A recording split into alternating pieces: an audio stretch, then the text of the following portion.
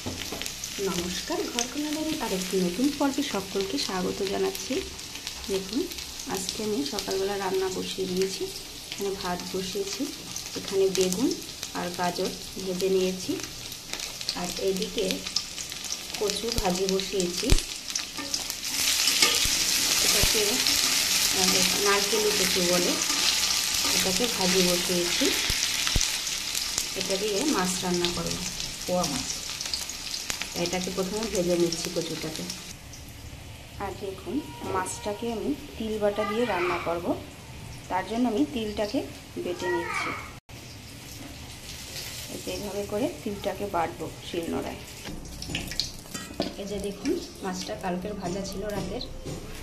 আর এইদিকে কড়াইয়ে জিরে ফোড়ন দিয়েছি, দিয়ে মাছটাকেও দিয়ে দিচ্ছি। মাছটা কালকে ভাজা, তাই আর একটু হবে, এই জন্য তেলেই দিয়ে দিলাম। আর এইদিকে দেখুন, এই যে আমি তিল বেটে নিয়েছি, সাদা তিল, কিন্তু একটু হলুদ ছিল বাটিতে, তাই এটা কালারটা হলুদ এসেছে। এবারে মাছটা একটু উল্টে নেব।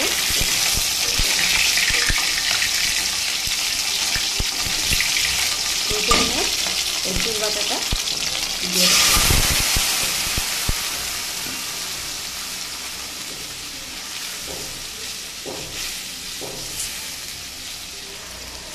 এবার এটা একটু 1 মিনিট মতো হবে, তারপরে হলুদ লবণ দেব।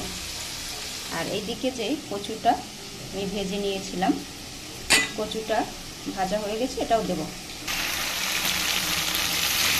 দেখুন, এটা কিন্তু বেশ ভালো করে ভাজা হয়ে গিয়েছে। মাছটা একটু নাড়া করার সময় সাবধানে করতে হবে, নাহলে ভেঙে যায়। এবারে দিয়ে দেবো যে হলুদ আর লবণ গুলিয়ে রেখেছিলাম, এটা দিয়ে দেবো।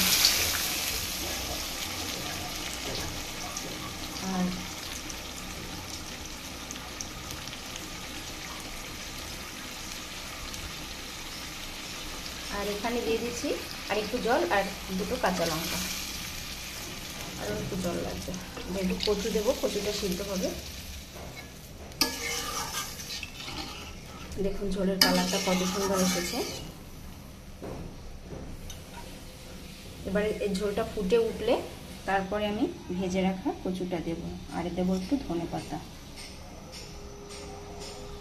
পোয়া মাছের ঝোল তিল বাটা দিয়ে, কচু দিয়ে। দেখুন, ঝোলটা বেশ ভালোভাবেই ফুটে উঠেছে।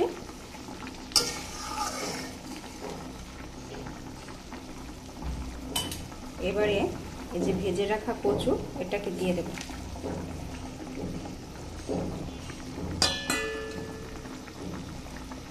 কচুটাকে দিয়ে একটু নেড়ে চেড়ে দেবো। আর যে হলুদ আর লবণ দিয়ে জল দিয়েছিলাম, তখনই কিন্তু আমি লবণ দিয়েছিলাম, তাই এখন আর লবণ দেব না। কচুটা যেহেতু ঠান্ডা, আর তার সাথে একটু তিল বাটা হলে ওটা ম্যানেজ হয়ে যায়। তিল বাটাতে কিন্তু শরীর গরম করে, তিল বাটা তাই বেশি পরিমাণে একবারে খাওয়া ঠিক না। এখন এটা ফুটতে থাকুক। আর দেখুন, এদিকে কিন্তু আমার ভাতও হচ্ছে, ভাজিটা হয়ে গিয়েছে। আজকের সকালবেলা এটাই রান্না হবে।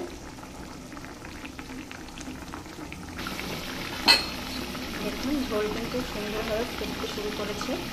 আর দেখুন, এদিকে আমার কচুটা সিদ্ধ হয়েছে কিনা একটু দেখুন। হ্যাঁ, কচু সিদ্ধ হয়ে গিয়েছে। আর ঝোলে নামানোর আগে একটু ধনে পাতা দেবো। এই যে ধনে পাতা কেটে রেখেছি, দিয়ে দিচ্ছি।